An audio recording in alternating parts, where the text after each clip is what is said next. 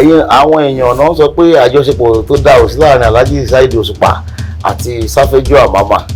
a dẹ̀ tún fi wọ̀nyí wípé àjọṣepọ̀ tó dá ti wà láàrin wa o ẹ tún ń gbé oríṣiríṣi rúmọ̀ káàkiri. Taye Currency lálàyé fẹ́ fún Oga Nla tù pé bọ̀ Taye Currency o ó dà kó sì ní nǹkan tó fẹ́ bóyá ó fẹ́ lọ claim Arabambitu lọ́dọ̀ Alhaji Wasiu Ayinde ni ò fi accept. Ìjà wà lára àwọn tó ń gbógo fújì ga.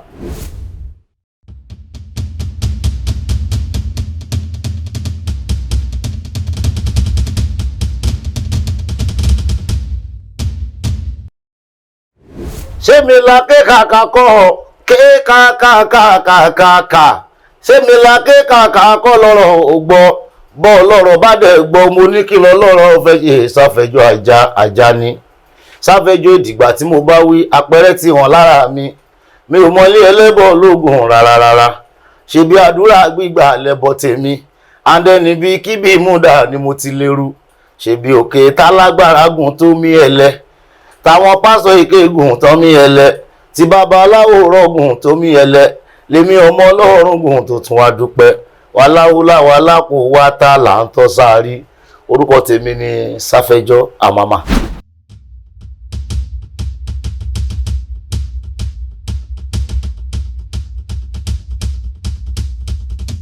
Ẹgbẹ́ fúnmà lórílẹ̀-èdè Amẹ́ríkà ó ń lọ déédéé ju ti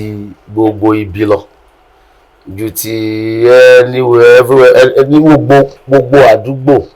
tí fúnmà wà Nàìjíríà ní London ní Canada ní o mo lè fọwọ́sọ̀yà pé ẹgbẹ́ fúnmà Amẹ́ríkà ló ń kópa ribiribi so mo dẹ̀ jẹ́ ọ̀kan pàtàkì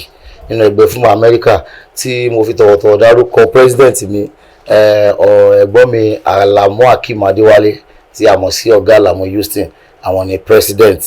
lábẹ́ alákòóso igbákejì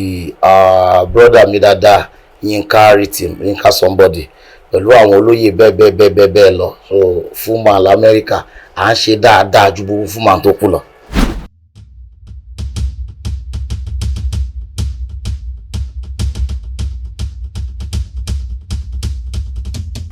Gẹ́gẹ́ bẹ́ẹ̀ ṣe mọ̀ wípé don't play iṣẹ́ mi ò níṣẹ́ méjì ju fújì náà lọ tí n bá tiẹ̀ tó wá fi kankan gba lẹ́gbẹ̀ẹ́ gẹ́gẹ́ bí òwò kówó lè pè ní so ní gbogbo ìgbà ni mo máa ń ní nǹkan tó ń bọ̀ lọ́nà torí wípé gbogbo àlá máa ń ní mẹ́sẹ̀gì láti pass fún àwọn èèyàn ẹ̀rọ mọ̀ pé kò sí báyìí fẹ́ orin náà la fi ń báwọn èèyàn wa sọ̀rọ̀ so iṣẹ́ Safejo kan ń bọ̀ lọ́nà iṣẹ́ yẹn wá jẹ́ kò ń ṣe pure plain Fuji bá ṣe máa ń kọ ọ̀tún tẹ́lẹ̀ ilé jẹ́ track by track so tí track kan lára ẹ̀ tá à ń pe track kan lára ẹ̀ ni pé say no to drug so iṣẹ́ mi ń bọ̀ lọ́nà lóríṣiríṣi.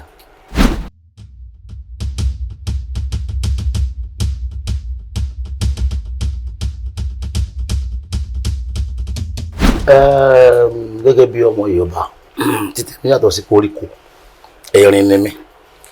so ti yẹ yín so nígbà yẹn náà dẹ̀rẹ́ gẹ́gẹ́ bẹ́ẹ̀ sọ pé bí ọdún mẹ́ẹ̀ẹ́dọ́gbọ̀n sẹ́yìn yẹn tó bá rántí dáadáa òótọ́ ọ̀rọ̀ ilé ayọ̀ kì í fẹ́ gbọ́ ni pẹ̀tù síjà ni mí bọ́ a dúpẹ́ pé gbogbo tó ti lọ ó ti lọ egbé tire gbé àjọṣepọ̀ dáadáa wà láàrin mi àti Alhaji Wasiu Alabi Pasuma àjọṣepọ̀ dáadáa ó wà láàrin mi àti Alhaji Saheed Osupa àti gbogbo àwọn onífújì tó kù. ṣé rí mi ò mọ ìdí tí àwọn èèyàn máa ń fi èrò ọkàn tí wọ́n tó máa ń fi rò pé bí tẹlómi ṣe máa rí nìyẹn àwọn náà ní kí o lè sá ó sá wọ́n ní kó da tọwọ́ ẹ̀ lẹ̀ ó da tọwọ́ ẹ̀ lẹ̀ ẹ̀yin àwọn èèyàn náà sọ pé àjọṣepọ̀ tó dá òsì láàrin Alhaji Saheed Osupa àti Safejo Amama a dẹ̀ tún fi wọ̀nyí wípé àjọṣepọ̀ tó dá ti wà láàrin wa o ẹ tún ń gbé oríṣiríṣi rúmọ̀ káàkiri.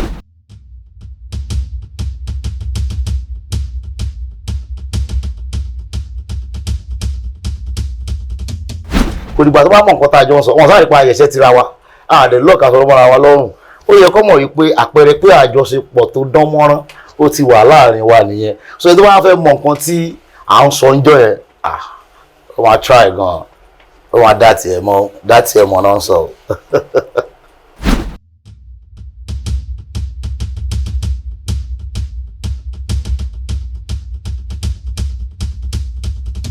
Ọ̀gá ńlá tó ṣe ni mí. Ọ̀gá ńlá tó ṣe ni mí. Torí wọn igbá kàtà lọ́wọ́ akitì. Kò sẹ́ni tó tó bẹ́ẹ̀. Kò sẹ́ni tó tó bẹ́ẹ̀. Alhaji Wasiu Alabi gan tó bẹ́ẹ̀ fúnra wọn.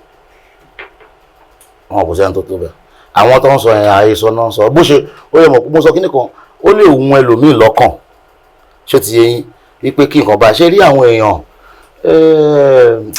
nígbà tẹ́ sọ̀rọ̀ lẹ́ẹ̀kan olótù ẹni pé ní bí 30 ọdún sẹ́yìn most àwọn tó ń sọ̀rọ̀ yẹn tá bá yọ 30 ọdún nú ọjọ́ orí wọn ọmọdún mélòó náà fẹ́ jẹ́ so wọ́n lè pìtàn 30 ọdún sẹ́yìn náà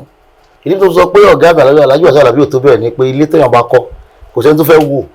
ó ti ilé téèyàn bá kọ́ fúnra èèyàn kan lè wò Alhaji Alabi pàṣẹ sọ pé Safejo ìwọ lọ̀gá ńlá tù so báwọn náà máa sọ pé so kò possible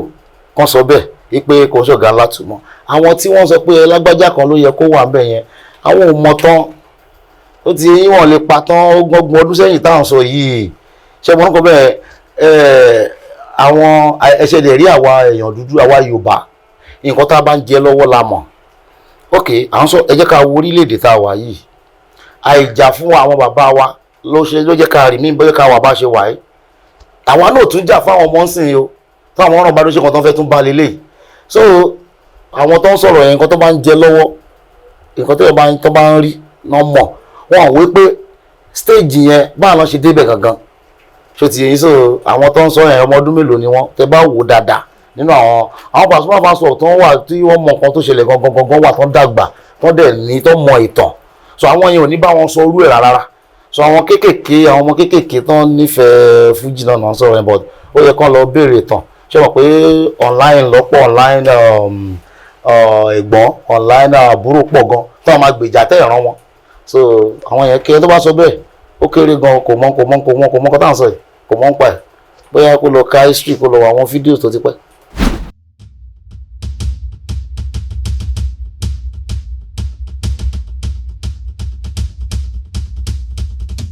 ṣe rí ijó tí ò le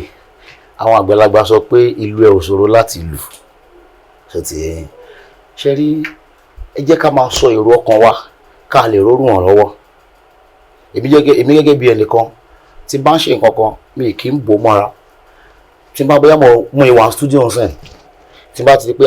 ibi tí láyìn tí mo wà yìí àwọn tá a jọ wà wọ́n mọ̀ ń pa mi náà ibi báyìí máa mo bá ṣẹ́ mi dé mo fẹ́ mọ èrò ọkàn titi yín ó lè ran iṣẹ́ tí mò ń ṣe yẹn lọ́wọ́ bóyá abd lèmi sọ dé ẹ̀yin lè mọ sí láti fi kún bí mo fi máa ń sọ̀rọ̀ mi jáde so mo lè sọ jáde pé in future o pé lọ́jọ́ iwájú o akẹ́kàkà family náà ó sì ń bọ̀ o kò bá àwẹ̀ jẹ́ ẹ̀ ó yẹ ká máa sọ èròǹgbà ọkàn wa ẹni tó bá ní nǹkan kan tàbí méjì tó fẹ́ bá mi fi kún ó lè bá mi fi kún ẹlòmíì lè advice pé àkòdẹ̀ tí ì tó àsìkò àdémí ìsọpọ̀ ti tásìkò so ẹ jẹ́ kí n fún wa ní ìrántí nǹkan kan Alhaji Wasiu Alabi Pasuma nígbà kan tá wà lárábàmbí wọ́n ti jẹ́ arábàmbí tu òrí ṣé nígbà tán dọ̀gá ńlá ṣé wọn bá dádì wa kí wọn jẹun ṣé wọn bá wọn ṣe ṣé ó yẹ kán ti rí àpẹẹrẹ ẹsẹ̀ bó ṣe máa jẹ́ wọn jà wọ́n bá wọn ṣe wọ́n sì rí mi lóyà so tèmi náà bá dákẹ́ kaka family ilẹ̀ mo sì máa rí mi lóyà sí Alhaji Wasiu Alabi Pasuma kí ni yóò rújú ṣó ti yẹn so nǹkan tó dẹ̀ sọ pé ọ̀rọ̀ Táyé torí ọ̀rọ̀ Táyé pé nǹkan tó ń expect tí mo sọ ń gbà yẹn mo sì dó lórí nǹkan tí mo sọ ń gbà yẹn aláwọn ọmọ kéékèèké tí wọn lè ronú dáadáa náà máa ń sọ nǹkan tí ò yẹ kán sọ nígbà yẹn tí mo sọ tí ẹni pé wọ́n ń takò wọ́n sọ̀rọ̀ pé bóyá torí ẹ̀ náà fi rò pé Safejo ti di camp ni mo sì dó lórí nǹkan tí mo sọ ẹ jẹ́ kí n fún wọn ní àpẹẹrẹ kan ìdílé kan wà wọ́n ní ìbejì tó ń jọkùnrin àwọn ìbejì yẹn lẹ́gbọ̀n ọkùnrin wájú so nínú àwọn Táyé Kẹ́hìndé yẹn wọ́n wá rí pé Kẹ́hìndé àti ẹ̀gbọ́n ọkùnrin tó wà wájú wọ́n ní close gan wọn àjọṣepọ̀ wọn dán mọ́rán Táyé náà wọn jà o bọ̀ wọ́n rí pé wọléwọ̀de Kẹ́hìndé yẹn àti ẹ̀gbọ́n wọn tó wà wájú yẹn ó dán mọ́rán gan Táyé yẹn jẹ́ tí ò kì í bínú kí nǹkan sáà kó ti dá ní títí ẹ̀ so mo rí fà Táyé yẹn sí Safejo so kò ń bínú ó wá dọjọ́ kan Táyé wá wọlé wá pé Kẹ́hìndé àtẹ̀gbọ́n wọn wájú ń jà so ìwà tèmi wù ń bi nǹkan tí mo sọ yẹn ni pé Kẹ́hìndé ẹ̀gbọ́n kí ló fàjà gbogbo aládùúgbò pé àjọṣepọ̀ yín dán mọ́ràn so èmi ni Táyé Taye Currency ní Kẹ́hìndé tó Alhaji Wasiu Pasuma lẹ́gbọ̀n so nǹkan tí mo sọ yẹn tó bá jẹ́ wọ tó ń wò mí yìí so tó bá ti délé tó rẹ́gbẹ̀ẹ́ àti Kẹ́hìndé twins brother tó ń jà so máa gbé àdá àgbọ̀n yẹn ló máa làdá mọ́ ni àbí Kẹ́hìndé yẹn ló máa là ládàá so ẹ jẹ́ ká ṣe làákàyè nǹkan tí mo sọ yẹn nìyẹn ẹ jẹ́ nǹkan tó bá yẹ jẹ́ lọ́kàn ti tiẹ̀ kò rówó so mo sì dúró lórí nǹkan tí mo sọ nígbà yẹn lọ́hùn adúpẹ́ pé nǹkan tó ti rún lẹ̀ ti tán nígbà yẹn àwọn aládàásí ló fà àwọn dẹ̀ lóye kó rò pé Taye Currency ìwọ tá a mọ̀ pé wà àti ọ̀gá bẹ́ẹ̀ ṣe kílò ilé ǹjẹ́ kí ló fà kàkà kan béèrè lọ́wọ́ ẹ̀ ọkàn gbá ya ni ẹlẹ́ran ara ni gbogbo wa ẹ̀jẹ̀ ń ràn lórí vein wa pẹ̀lẹ́ ló bí ó lákọ.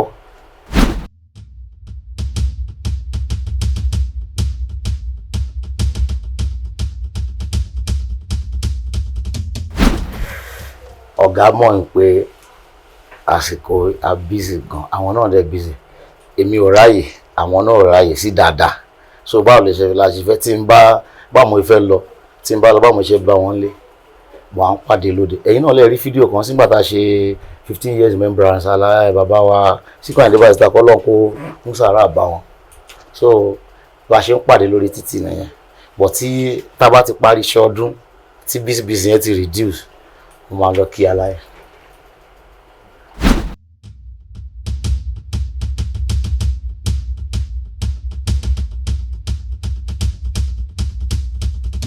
Well, nínú church tàbí mọ́ṣáláṣí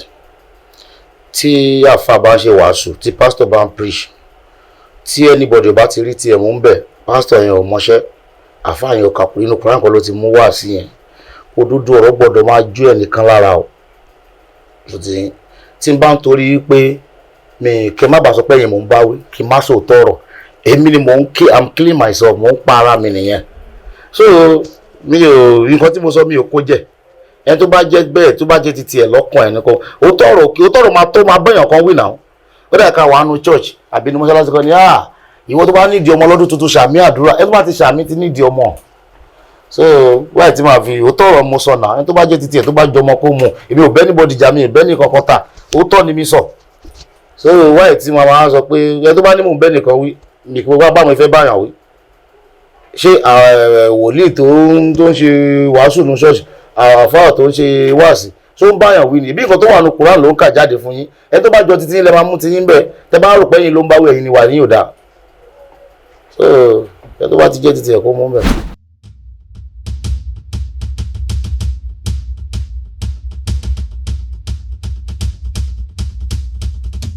tí mo rí sí ṣé Táyé complain Táyé Currency ò complain náà ṣé ẹ ti bí Táyé ti jáde tó sọ pé inú òun ò dùn sí tírí ni tó bá tí inú ò bá dùn sí kó má pa mọ́ra kó jáde kó wá sọ so tó bá ti wá sọ máa wá sọ nǹkan tó kàn wẹ̀ ó lè jẹ́ ẹ̀yin lẹ̀ ń kí ni assumption tó bá ní pé yàn án assume kí ni Yorùbá ẹ̀ pé ẹ̀yin lẹ̀ ń wo ẹ̀yin ìwòye yín ni pé àbí wọ́n ń jà àbí tí Táyé bá mọ̀ pé tírí ṣe òun kí Táyé wá sọ títí bá mọ̀ pé Táyé sọ òun pé Táyé ṣe òun kó jáde kó wá sọ náà ẹ mọ̀ pé akíkaka lèmi èmi ò láìkì ọ̀rọ̀ wọn ni wọ́n pé ó lè jẹ́ èròǹgbà tí ilẹ̀ ń wò yẹn ń sìn pé ẹ̀kan ìwòye títí yín nìyẹn yí pé àbí kinní kan tí ẹnìkan bá ṣe èmi ń ṣe nítorí bá ṣe mi tí ò dùn mọ́ mi nínú máa call it out òkè tó kọ́ mo ti bá ní nọ́mbẹ̀ ní ma kọ́kọ́ pé aláyé ìkan tó ṣe mẹ́ẹ̀ kò make sense tó bá apologize àbí tá bá jọ sọ pé ọ̀rẹ́ mi àmì ìdẹ̀wà rò bẹ́ẹ̀ o bó ṣe ròyìn ẹ̀kọ́ o ṣe mọ̀ pátí sort it out nìyẹn bọ̀ tó bá wo wípé ẹgbà tí mo ṣe ń kọ́ onífíjì kankan ní bá mi dánrú ẹ̀ wò so ká èmi ń sìn kí tó lè gbà pé àbí ẹ sọ pé Táyé àti Tírí pé wọ́n ń fa nǹkan kan kò sẹ́ni tó sọ̀rọ̀ nù wọn náà ṣé Táyé ti sọ fún yín pé òun àti Tírí ò gbàtara wọn àbí Tírí sọ fún pé Táyé gbàtara wọn bí ọ̀dọ́ bá ti sọ bẹ́ẹ̀ àti ọ̀gá last second màá wá ní ẹ̀tọ́ láti dá sí. jẹ́ ń gbà iṣẹ́ ìwà padà lọ bá Táyé ṣe béèrè lọ́wọ́ Táyé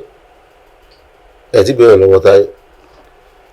kí ni Yorùbá pa agbẹ́jọ́ apá kan kí ni Yorùbá pè àgbà òṣìkà so mi ní fẹ́ yẹ àgbà òṣìkà jẹ́ tí mo bá ti gbọ́ ti Táyé náà màá mọ̀ nǹkan tí màá sọ kí Táyé wá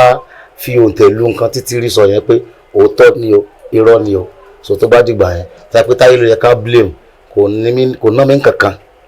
láti sọ fún tí ó bá ṣe nǹkan tí ò dáa táyé pé Tírí ló yẹ ká blame kò ná Safejo kankan láti sọ fún Tírí wípé nǹkan tó ṣe ò dáa kó kù díẹ̀ káàtó so ẹjọ́ ẹgẹlẹ́lẹ́ máa fi ìdáhùn Tírí hàn mí so tẹ́ bá ti lọ rí Táyé náà ẹ bá mi kẹ́ wá gbé gbogbo méjì síwájú mi gẹ́gẹ́ bí Ọ̀gá Nla 2 ó máa sọ nǹkan tó kàn èmi ò tí ì kò sájọ ṣe pọ̀ láṣẹ ti pé wọ́n lélẹ̀ kọ̀ọ̀kan láwọn oníṣẹ́rí ẹ ti gbó lọ fáwọn méjì láwọn òṣèré papọ̀ ó ti di Ìbàdàn parapọ̀ nìyẹn tó bá ti ṣerú ẹ̀ lẹ́kọ̀ọ́ bá mọ̀kàn tí màá fẹ́ jẹ́ káwọn ṣe lẹ́kọ̀ọ́ nígbà táwọn bàbá alájí àti ìrẹ̀ bàbá náà jẹ́ sí mi so tó bá ti lè wá ṣe nǹkan bẹ́ẹ̀ lẹ́gbẹ̀ẹ́ wọn bóyá kámẹ́rà ò gbébi tó ti kíra wọn alákọ̀ọ́lá máa ń sọ fún àwọn èèyàn nìyẹn bóyá kámẹ́rà ò gbébi tó ti kíra wọn sì àmọ́ Àkàndé Currency àwọn oníròyìn tó bó ti ní kọ́ wá báyìí wọ́n máa béèrè ọ̀rọ̀ lọ́wọ́ ẹ̀ ó bá yìí jẹ́jẹ́ ká mọ̀.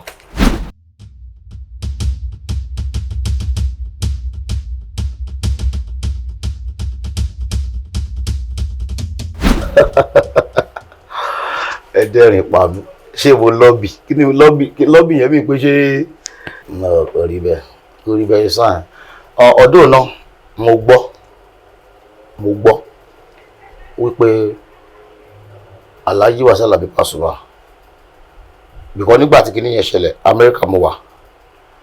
mo ti sọ nínú interview láìmọye ìgbà Alhaji Wasiu Alabi Pasuma náà mú èmi close mọ́ Alhaji Wasiu Ayinde ní Abawake one the ultimate so tí mo dẹ̀ wà lóyà sí Alhaji Wasiu Alabi Pasuma so tí má dẹ̀ ti lóyà sí Alhaji Alabi Pasuma so délé ibi tí tó bá ti ní àsáfẹ́jọ́ ibi tá so mo máa lóyà sí nìyẹn náà nígbà tí wọ́n tó jáde Ọ̀gá Nla mi ò sí ní Nàìjíríà mo gẹ́gẹ́ bí wọ́n pé ilé àbúrò mi dáadáa lélẹ̀ mo trust ẹ̀ wọ́n fún mi ní post ńbẹ̀ tó ń pè post yẹn ní speaker náà pé I think ó dà pé mo rò bẹ́ẹ̀ ó dà pé speaker náà pé so later gbà tí mo wá dé àwa jọ lọ sí ọjọ́ náà lọ́hùn Alhaji Esike Malaika tó wà lówó dé wọ́n ṣe 50th birthday so wọ́n invite me Alhaji Wasiu Alabi Pasuma ló play sọjú wọn bá ń kẹ́ẹ̀wò alájọ wà ń bẹ̀ báwo Alhaji Wasiu Alabi Pasuma dé orí stage náà ti announce pé Safejo Ọ̀gá Nla too. I'm like what gbogbo ẹni tó wà wọn bẹ máa mọ̀ ń jẹ́ fídíò kámẹ́rà gbé reaction mi pé so later bọ́ nínú findings mi gẹ́gẹ́ bí ẹni ọ̀gá mi kì í parọ́ ni wọ́n sọ fún mi pé ni mo wá gbọ́ nínú findings mi pé Taye Currency lálàyé fẹ́ fún l'Ọ̀gá Nla too pé bọ̀ Taye Currency ó dà pé ó sì ní nǹkan tó fẹ́ bóyá ó fẹ́ lọ claim Arabambi too lọ́dọ̀ Alhaji Wasiu Ayinde ni ò fi accept àwọn ẹni tó sọ fún mi ní instances mẹ́ta yìí pé ẹbí ẹ̀ mẹ́ta Alhaji Wasiu Alabi lọ play ní Ìbàdàn tó expect kí Taye Currency wà láti fàwọ́ gẹ́gẹ́ bí Ọ̀gá Nla too pé bọ̀ Taye ó sá fún kinní yẹn so nǹkan tí mo gbọ́n pa ẹ̀ nìyẹn bọ̀ pé Safejo lẹ bẹ̀bẹ̀ yẹn wọ́n gbé ìyẹn òun ṣe òótọ́.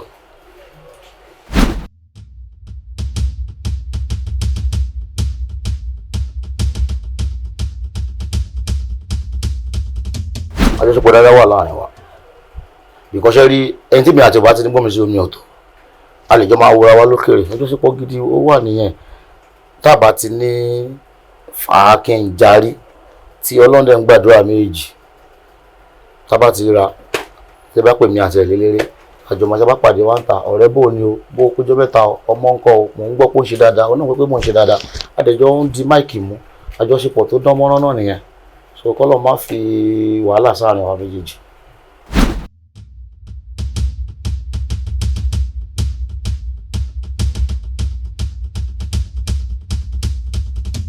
mo ń prepare fún Akekaka family àwọn kan wà nù wọn tó pọ̀ sí wà nù Ọ̀gá Nla orú Alhaji Lateef Ndomi Akorede alágo méjì ẹ̀kejì ọmọ Ọ̀gá Nla lòun bọ̀ torí pé látọ̀dọ̀ mi ló ti lọ so tí n bá ló yá lẹ́ni ó máa gbọ́rọ̀ sí mi lẹ́nu.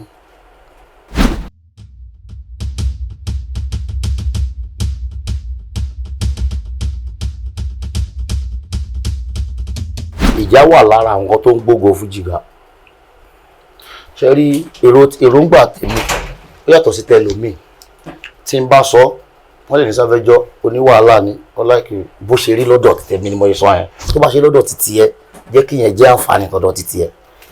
ṣe rí gbọ́n mi sí omi òtó ó wà lára kan tó ń gbé ògo fújì ga ó wà ṣe mo gbé sọ pé òun pọ́nbélé ò tó wà lára ẹ̀ ó wà lára kan tó ń gbógo fújì ga àìwá rí pé àìrógo tuntun àrẹ́mọ̀ tó jáde ẹ̀yin ọmọ Yorùbá lẹ ń fà o kò ṣe onífújì nìkan o gbogbo nǹkan tó bá ti fi Yorùbá ṣe máa ń sọ fún yín gbogbo gbà àìrógo mi nínú fújì ẹ̀yin ọmọ Yorùbá lẹ ń fà o bìkọ́ nígbà táwa bẹ̀rẹ̀ ṣe ọ̀kẹ́ mò ń sọ bí ọmọ ọdún mẹ́fà ni wàá ti bọ́yá ní bóyá òkè pure water ládùúgbò ń ta kíní kan ni wàá ti wá show talent yẹn láti primary school afẹ́ṣẹ́ end of the year party afẹ́ṣẹ́ inter sports àwọn tó máa ṣe drama àwọn tó máa kọ́ ìmọ̀ àpá tó máa lùlù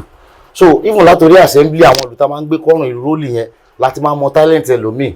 but nowadays nísìnyìí ẹ sọ nǹkan tó ń fi Yorùbá ṣe ní gbogbo tí mo dárúkọ yẹn so tá a bá wá rọ ọmọ ọdún mẹ́fà kan sìn tọpọlọ orin wá sórí ẹ̀ èdè tó bá ń sọ ló máa fi kọrin yẹn jáde kò lè kọ fújì. Mo sọ̀rọ̀ kan lórí ìfọ̀rọ̀wánilẹ́nuwò kan tí mo ṣe kọjá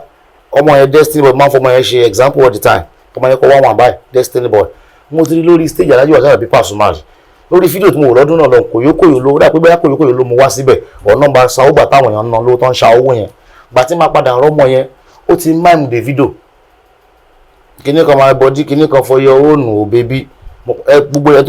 tó bá lè rántí wọn mọ̀ nǹkan tí mo sọ yìí ọmọ yẹn ti great nísìn tó pé kò kọ fújì because set yẹ àwọn ẹgbẹ́ ò lè gbọ́ Yorùbá tó bá fi Yorùbá kọ́ nígbà kọrin fújì wọn lè understand èyí tẹ́ ń bèèrè lọ́wọ́ mi yìí sọmọ tí yín sọ Yorùbá ńlé tó bá ń sọ ajẹ́ pé torí pé jẹ́létò yìí ni ẹ wá wo iye ọ̀rẹ́ yín bẹ́ẹ̀ lọ lẹ máa dé bẹ̀rẹ̀ wọn sọ fún mi pé lọ́bọ̀ mi wá fún mi tọ́mọ yẹn máa understand so ẹ̀yin gangan lẹ̀ jẹ́ ká rí ògo àwa là ń fi àṣà aláṣà là ń gbé lárugẹ so àti wá rí ògo tuntun nínú àṣà wa kò lè possible inú àṣà aláṣà yẹn láti máa rógo tuntun so tí wọ́n fẹ́ ká máa rógo tuntun ní fújì ẹ máa kọ́ ọmọ yín ní Yorùbá kò sí nǹkan tó jó kiri ń sìn even ló ti ń ṣẹlẹ̀ Nàìjíríà eléré live band ẹ máa pè lọ wọn á ní kó stop live band yẹn pé àwọn ọmọ tó ń ṣègbéyàwó ọmọ kéékèèké ni wọ́n táwọn fẹ́ jó DJ wọlé ó ń ṣẹlẹ̀ l'Amẹ́ríkà tá a wà fáwọn tó bá gbà mí ó ń gbà wẹ̀ ọ́ but Nàìjíríà ó ti ń ṣẹlẹ̀ mo ti rí àwọn yẹn ti sọ fún mi wípé wọ́n máa stop live band pé ẹ̀kan jọ kan dákẹ́ ná àwọn oníyàwó àbọ̀mọ́ lọ́jọ́ bí ó lóun fẹ́ jó DJ wọlé because nǹkan tẹ́ ń kọ yẹn ọmọ yẹn lè má gbọ́ ọmọ 25-30 years tó ń ṣe bẹ́ẹ̀ dé tó ipò òyìnbó náà ń kọ true ọ̀ bá lè fẹ́ kọ fújì pé olójú àrédè máa wọlé o kò ní mínì sí náà ṣó ti yé so ẹ̀yin lẹ̀ jẹ́ ká rí ògo tuntun ẹ̀yin tẹ́ ń gbé àṣà aláṣà ga tẹ́ jẹ́ ká gbé àṣà tiwa ga tẹ́ bá fẹ́ ká rógo tuntun ẹ máa sọ èdè wa o àṣà ní fún òyìnbó kọ fújì tábà tẹ máa fi kọ́ máa lo track inú ẹ̀ ní àní fi gbogbo ẹ̀kọ́ òyìnbó náà òyìnbó kọ́ náà fi kọ́ fújì náà so ẹ jọ.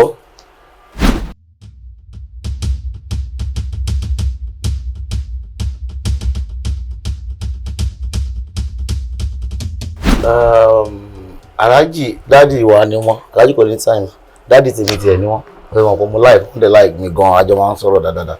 ṣé òkè mo sọ kí nìkan lẹ́ẹ̀kan yìí pé ìwà táwọn sọ̀rọ̀ 25 years ago yìí pé àwọn ọmọ tó wà lórí Facebook ń sí wọn mọ̀ tán yẹn ìtọ̀ tó ń sọ yẹn èmi ò mọ̀ so jọ́ tí n bá ti rí dáàdì wa lókè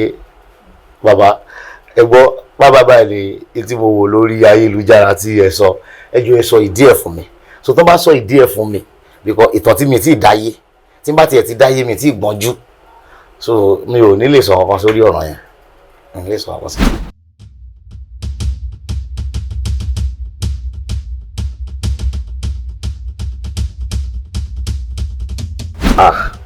Àdúrà tèmi ni kán rí jẹ o àdúrà ti tèmi nígbà tí sọ pé kí ni mo rí sí ṣíṣe orin ṣé wọ́n ti state ẹ̀ pé ẹni bá ń kọlẹ̀ gbọ́dọ̀ ìjọba ṣé wà ní constitution Nàìjíríà tí ò bá sí nínú constitution Nàìjíríà ìlú wọn ni gbogbo right láti jẹ náà ní kò dẹ̀ tí o báńkà ń jọba àbí àgbẹ̀ ń jọba àwọn tó ń ṣe road national wọ́n ń jọba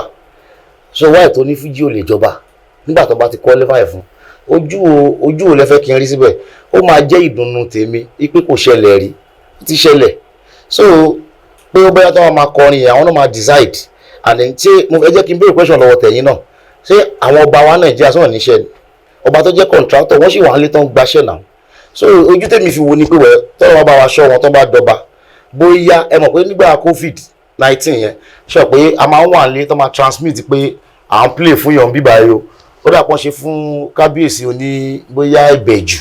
náà ṣe fún gbà yẹn táyé Alhaji Wasiu Ayinde tó wà nílé tó ń play so ọba lè ṣerú yẹn nàbí kó má ti jáde ni ẹ má fi kankan di ẹ má fi já ránkì bàbá ń bàbá náà ọmọ ìlú yẹn ni wọ́n kọ́ liver wọ́n ṣe gbò tó bá jọba ìdùnnú èmi gẹ́gẹ́ bí onífì pé ọpẹ́ o iṣẹ́ tí mò ń ṣe náà ó tún lọ́la onífújì jọba o so bóyá máa rí nìyẹn.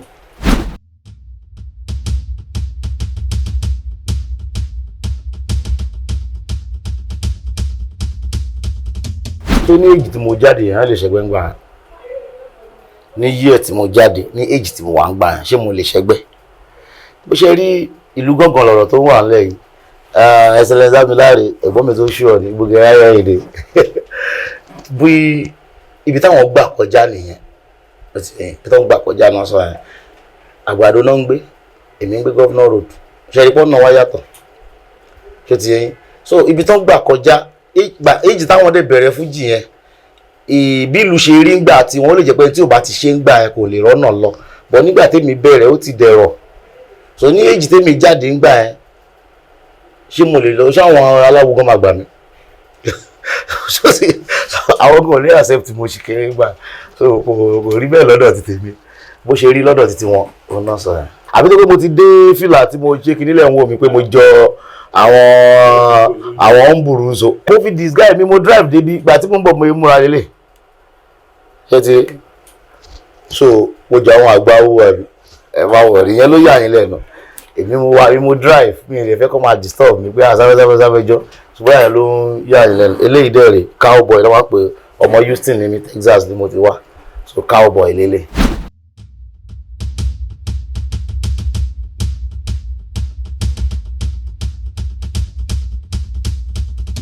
ṣe rí ìgbómìnà ó wà ń Kwara ọdẹ wà lọ́sùn so ṣe rí tó bá ní Ìbàdàn caucus èèyàn lè fi jẹ́ tó bá ń ṣe kó fi gbé ìlú ẹ̀ lárugẹ èmi náà ní kíní ẹ̀yìn mind mo sọ fún ẹ̀gbọ́n yìí ẹ̀gbọ́n Bọ́lájí Bello tó wà ní Canada ìjọ tèmi àti wọn jọ láǹfààní àti sọ̀rọ̀ mo sọ fún wọn ẹ̀gbọ́n a máa ṣe gómìnà caucus o láti fi gbé ògo Olúwa ga o èmi gẹ́gẹ́ bí ẹnìkan Safejo Amama Alhaji Ọ̀sẹ̀lẹ̀ pásímà Ìgbónà ni wọ́n Alhaji Tóyìn Àdìó Ìgbónà ni wọ́n bàbá wa pátápátá jẹ́ra kọ̀lé ní tẹ̀yìnlá kó bẹ̀rẹ̀ látòrí wọn Ìgbónà ni wọ́n ẹ̀gbọ́n mi Karùbé Ìgbónà ni wọ́n so àti bẹ́ẹ̀ bẹ́ẹ̀ lọ àti ọmọ gbogbo ẹ̀wọ̀n gbogbo tó bá so ká fi iṣẹ́ tá a mọ̀ táyé mọ̀ wá mọ̀ tọ́lọ́dẹ gbàdúrà wa nú ẹ̀ tá bá fi gbógo Olúwa ga kò bad so àwọn tó ń ṣe Ìbàdàn caucus wọ́n fi gbógo Olúwa ga ni orin Safejo kan nígbà kan ní ẹwọ ọmọ Èkó tó lọ́jọ́ in council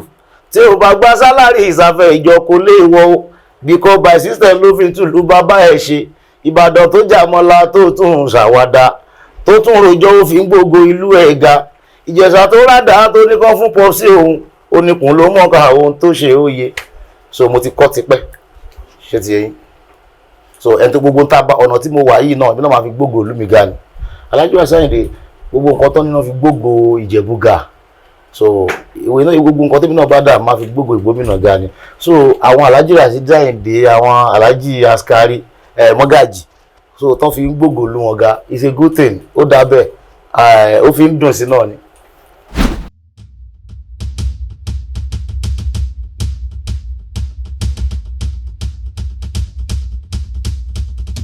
mi ò bẹ́ẹ̀ wá ìmọ̀ mọ̀ pé kò rí o nígbà tó bá ní Alhaji Ọ̀sẹ̀lẹ̀ Pasuma àti ẹ̀gbọ́n mi pápá tó síbẹ̀ tó bá náà ń jà kí ló fẹ́ fàjà ọ̀rẹ́ ni wọ́n láti ilẹ̀ náà Alhaji Ọ̀sẹ̀lẹ̀ Pasuma máa ń sọ fún wa wọ́n máa ń sọ ní gbogbo ìfọ̀rọ̀wánilẹ́nu tó bá ṣe wípé àwọn ni guest artist ní first launch náà wọn ṣé ti yẹn wípé Alhaji Obesere ni guest artist star artist ní first launch náà wọn àtàwọn ṣe recognition so ìjọ tí mo ti ń gbọ́ ìfọ̀rọ̀wánilẹ́nu àwọn méjì ṣẹ́ rí tẹ́ bá ti ń gbọ́ awuyewuye àwọn olólùfẹ́ wa lórí kìíní ìtàn dálẹ̀ máa pọ̀ gan ìtàn dálẹ̀ máa pọ̀ tí n bá post nǹkan mi ń gbà mí ò kí ń ka comment but bí manager bí àwọn pa máa pọ̀ ẹ̀mí lóye wọ́n lè screenshot wọ́n ti mọ̀ pé mi kì í fẹ́ wò so wọ́n á kàn screenshot kankan sí mi ni mo kàn post ni o ó lè jẹ́ pé ṣé òbí táwọn lọ́la o ẹ̀ẹ́dẹ́ bá all links to kìíní kan ẹ̀ẹ́dẹ́ wà ládùúgbò bàbá máa wà ń bí lọ́la o kò sí tí mi ò ń kọ tán èmi lè ní ọ̀ṣọ́ ti lọ bẹ̀sùn pọ̀ ọ̀gọ́ ẹ̀ ni ṣé ó ti dọ̀bálẹ̀ ni ṣé orí yẹn mo fẹ́ máa kà tí n bá lọ preview picture ẹlòmíì tó sọ̀rọ̀ sí mi mo lè rí pé ó nu gbó ìgbọ́kọ̀dá kan ló wà èmi fọ́tò tó fi ya fọ́tò yẹn kan wá pé sórí ilé ẹwẹ́ tó sọ̀rọ̀ sí mi èmi tí mo better than ẹnìyẹn so bí ló mo fẹ́ dá lóhùn so àwọn yẹn máa ń cause katakata ṣé wọn kò bẹ́ẹ̀ tó bá ti rí nǹkan tí òye wọn tẹ́mọ̀ tí bá kò wo picture ìbá kọ̀ pé èmi ìbá ìbọn àwọn òye friends tó ní tó bá ti screenshot ẹ̀ sí ìbá kọ̀ pé jẹ́ kí n ti ẹ̀wẹ́ tó ń bú mi bóyá ó tiẹ̀ owó ọ̀tẹ̀ tó yẹ kó lè bú mi bá kọ̀ pé eléyìí ní ìdìrànlọ́wọ́ of man so Alhaji Ọ̀sẹ̀lẹ̀ àti Alhaji Obesere lọ́dọ̀ ti tèmi o wọn jà kò sí kankan tí wà láàrin wọn àwọn online fans ló máa ń fẹ́ create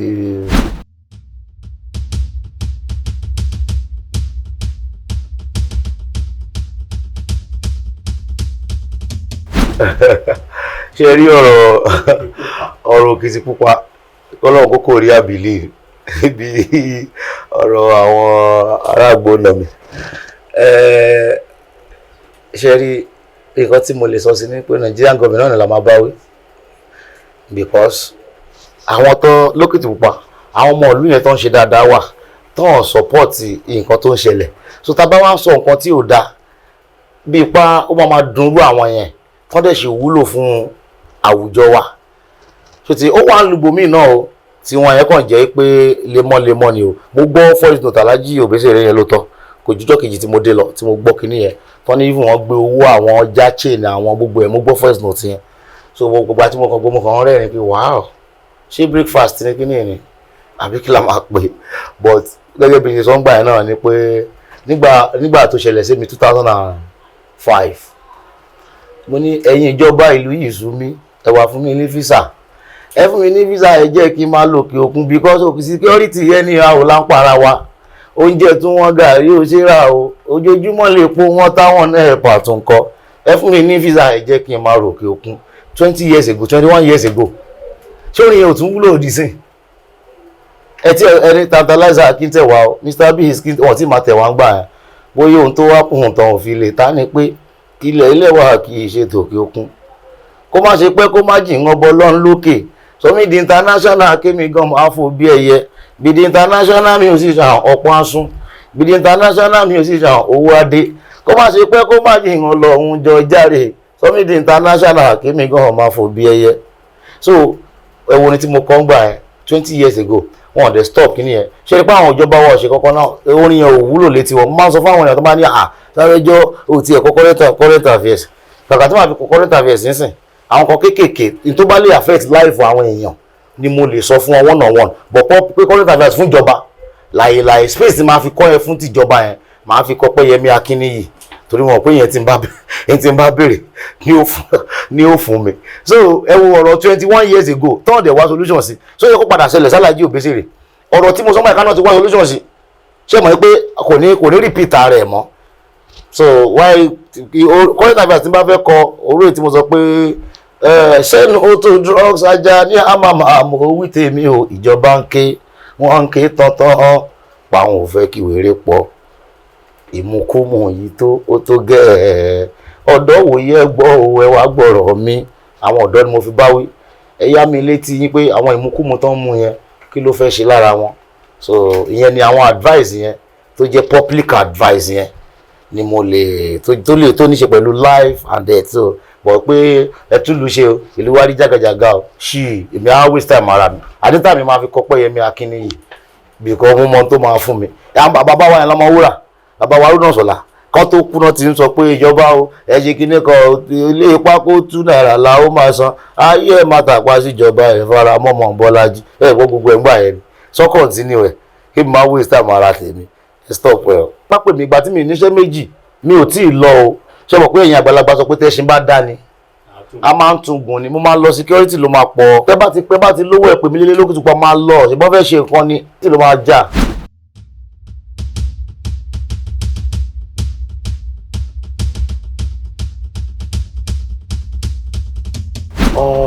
Amẹ́ríkà tí mo wà mi kọ́ ọmọ tó wà lẹ́yìn mi fúnra mi lọ bọ̀ ara àwọn tó ń bá wa ṣẹ́ ń bẹ̀. In tó dẹ̀ fa ni wípé wọ́n ń gba Canada wọ́n máa ń gba fisa ni. Alhaji Wasaide kọrin kan wọ́n ní ilẹ̀kùn ayọ̀ tó ṣàṣe báwọn tì ó ìlú Canada ni wọ́n ti ṣí nígbà tó ń gba dání ni nígbà tó ń ṣe processing yẹn wọ́n sọ pé mò ń ṣe processing ìlú Canada ó wọ́n sọ. So ayé ìkálá ṣe ti kúṣẹ́ à ń ṣiṣẹ́ lórí ẹ̀ láti kọ́ ọmọ lọ lójoojúmọ́ takuntakun. Ẹ̀yin náà wo ìjọba orílẹ̀-èdè Amẹ́ríkà ẹ wo fi tó tún gbé kalẹ̀ ẹ̀sìn. So gbogbo ìyẹn ni ò tí jẹ́ kí iṣẹ́ yẹn yọ. Kí dẹ̀ ló fà àwọn ìjọba wa náà kí náà ṣe. Èmi rò pé gẹ́gẹ́ bí ọgbọ́n ọmọdé tèmi tí ìjọba orílẹ̀-èdè kan wá sọ pé nǹkan báyìí ni mo fẹ́, orílẹ̀-èdè kan sọ fún yẹn náà tó yẹ pé àwọn náà láìkì àwọn ọmọ tiwọn wọ́n lè pe ìjọba yẹn náà kán jọ fọ̀rọ̀ jíròrò ọ̀rọ̀ tí ò bá yẹ kán yọ kúrò tó bá fẹ́ kán fi kún. Bọ̀ ṣé Nàìjíríà síjọba ti wá dá sí nǹkan kan bẹ́ẹ̀ yẹn ṣá àǹdẹ̀ àwa tá à ń lọ tá a fara sọ́hùn ṣé kí ni ìjọba ṣe lórí ẹ̀? tí ìlú wa bá dùn bó ṣe yẹ kó dùn àwa náà ni kò síbi tó àjò dàbí ilé no place like home tí ìlú wa náà bá dẹ kó ṣe bó bá dúró bó ṣe yẹ kó ṣe dúró ó pọ́ ká náà má pẹ́ tó bẹ̀rẹ̀ níbi tá a wà bọ̀ bàtà rí pé ibì kan sàn ju ibì kan lọ làwọn náà fi fara sí ibì kan tá a dẹ̀ lọ opportunity àti báwọn ṣòṣèlú tó ti yẹn so.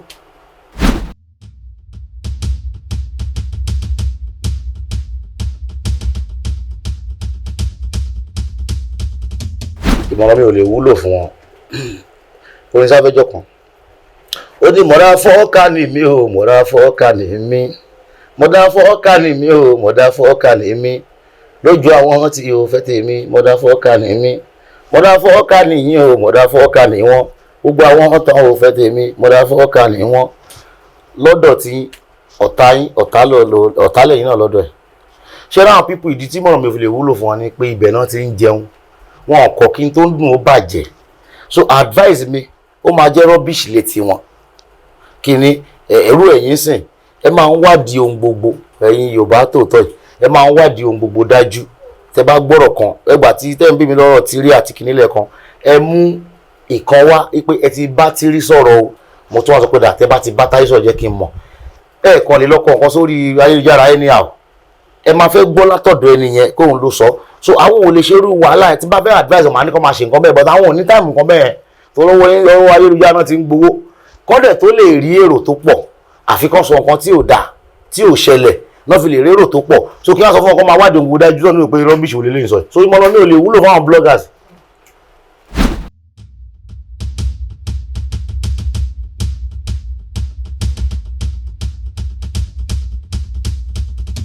tábà ti sọ Yorùbá mọ́ gbogbo tó ń fi Yorùbá ṣe kọ́ fújì nìkan kọ́ kí ló dé tó máa ń capitalize lórí fújì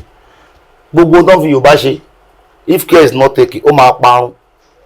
tábà ti sọ Yorùbá mọ́ ìyẹn ò ń ṣèpè náà kó ṣe pọ́n ń jata rẹ̀ wọ́n wà wọ Yorùbá kan bínú wọ́n àwọn kan gbọ́ ohun tó mo sọ àfi ká padà ká lọ́ máa kọ́ mọ́ Yorùbá yẹn ok ìgbọ́dọ̀ ẹ̀kọ́ yìí gọ́kàn yẹn ṣàjírètì ẹni bóyá ni òṣèlú ó máa parun náà nígbà tá a bá sọ Yorùbá mọ́ ok ṣé ẹ̀ ń lo Nokia mọ́ ń sìn ṣé Nokia ò ti parun ṣé BlackBerry ò ti parun nígbà tá a lo pin mọ́ náà BlackBerry ti parun náà bọ̀kálà ń lo pink pé a ṣe pink BlackBerry ò ní parun Nokia phone àwọn 3310 yẹn ti parun àfi tán bá máa rebuild ẹ̀sìn so bó ṣe máa rí nìyẹn náà nǹkan tẹ́ ẹ̀ bá ti sọ mọ́ so david tá a bá ti ń lọ tí yẹn náà tí a bá ti ń lọ à ń gbé lọ nìyẹn gbàjẹ́pọ̀ ẹ̀gbọ́ Yorùbá orí yín kò ṣe tí ó mọ̀ kì í mọ́nu ẹ̀ máa ti padà sí Yorùbá gbàgbẹ́ ó ti tí wọ́n bá ti sọ wọ́n ní mọ mínì ẹ̀ náà so àwọn tó bá wà láyé náà ń gbà yẹn kò ní mínì sí wọn ó ti kò ní mínì sí wọn so tá a bá ti sọ Yorùbá mọ́ àjẹpọ̀ generation ti wà ní fújì máa ti end nìyẹn.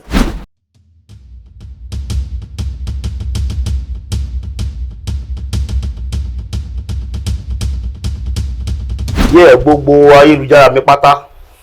Safejo Amama ni Instagram, Facebook, TikTok, YouTube and other social media handle mi Safejo Amama ni èyí tó bá àwọn tó bá ń lo at ẹ fi at sí èyí tí ò bá lọ ẹ bá ti type Safejo correct yín.